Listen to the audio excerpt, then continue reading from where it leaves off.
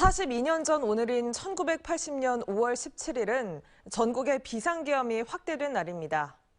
신군부는 언론의 입을 더 틀어 막았고 지역 언론은 이후 이어진 열흘간의 참상, 5.18 민주화 운동을 제때 알리지조차 못했습니다. 5.18 42주년을 맞아 민주화 운동과 언론을 주제로 광주 MBC가 기획한 연속 보도 이다현 기자가 전해드립니다. 연기와 불길로 거리가 아수라장입니다. 돌멩이를 던지며 시위하는 시민에게 군인이 곤봉을 휘두릅니다. 군부의 총칼에 국민이 죽어나가면서 시내 곳곳엔 시신도 태극기를 두른 관도 늘어갔습니다. 42년 전 5월 광주의 모습입니다. 이 민주화 운동의 현장에 언론인들도 있었습니다. 당시 기자들이 쓴 취재 수첩입니다. 1980년 5월 18일 새벽에 공수부대 학교 진주, 여학생 짓밟히고 페퍼포그와 몽둥이 구타가 심했음. 5월 21일 오후 1시 반에서 2시, 최미애, 유탄으로 두부 관통상. 5월 18일부터 27일까지 이어진 항쟁의 역사는 당시 언론인들의 수첩에도 기억에도 생생히 남아 있습니다.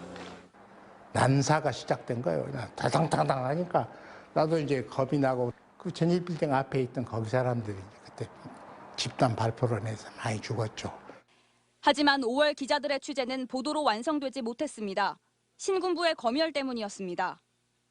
1980년 3월경부터 이미 그 신군부에서는 언론에 대한 그 비상 조치를 내렸고 특히 이게 강화됐던 것은 1980년 5월 17일부로 기해서 포고령이 내려지는데 그 내용 중에 하나가 언론에 대한 부분입니다.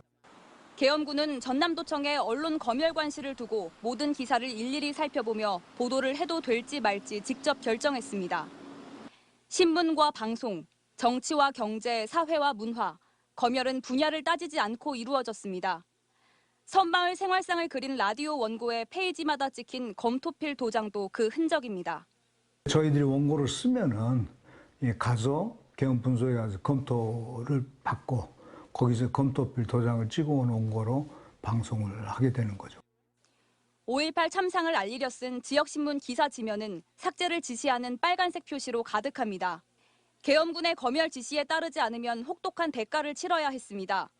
5.18 민주화 운동이 발생하기 5개월 전쯤 광주 MBC 직원 3명은 방송 불가 판정을 받은 기사를 실수로 보도했다가 505 보안부대에 끌려가 그중 1명이 4박 5일간 고문을 당했습니다.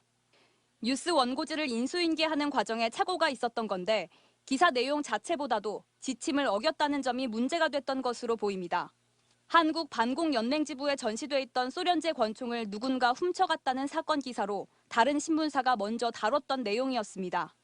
모든 사람들이 전부 다 바라보는 데서 세 사람 나와 해가지고 찝처로 태서 연행을 해갔어요. 광주 전남지구에서는 최초로 1호 포고령 위반 사건으로 됐거든요. 벌거벗은 그 우리 심차장 그 몸에다 뿌리 우리니까 얼마나 추웠겠습니까? 그 겨울철 1월 달에. 심할서를 쓰게 하거나 오리걸음을 시켜 모욕을 주는 등 언론인 길들이기도 반복됐습니다. 12시 안에 신문이 발행돼야 합니다. 그랬더니 거기서 오리걸음을 시키잖아요. 그래갖고 상무대 그 정은감실에서 보도 검열단들이 들어서 있었는데 거기까지 약 한 1.5km?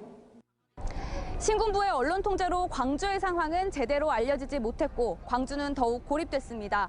권력에 대한 견제 그리고 진실 보도, 언론이 제 역할을 했더라면 5.18 희생자들의 고통이 이렇게 오래 지속되지는 않았을 거란 지적이 나옵니다. MBC 뉴스 이다현입니다.